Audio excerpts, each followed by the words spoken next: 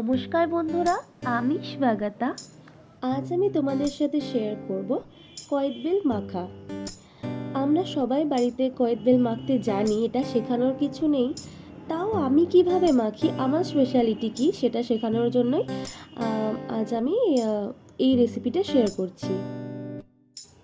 Bell মাখা বানানোর জন্য আমি প্রথমে নিয়েছি দুটো কয়েত বেল। বেলগুলো অত্যন্তই পাকা ছিল।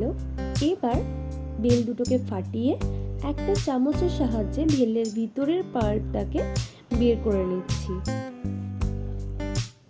এবার বেলের পাল্পটাকে আমি একটা চামচের সাহায্যে ভালোভাবে স্ম্যাশ করে নিচ্ছি।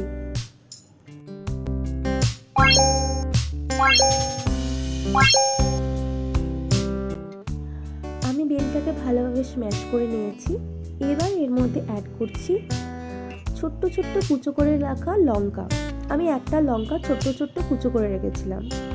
এর মধ্যে দিয়ে দিয়েছি নুন আর 1 চামচ লঙ্কার গুঁড়ো, 2 চামচ চিনি আর দিয়ে দিচ্ছি সর্ষের তেল। তেলটা আমি একটু বেশি দিয়েছি, 3 চামচের মতো। তোমরা চাইলে কমও দিতে পারো, কিন্তু আমি বলবো যে একটু বেশি তেল দাও, কারণ তেলটা বেশি হলে বেলটা ভালো মজে আর খেতেও খুব ভালো লাগে।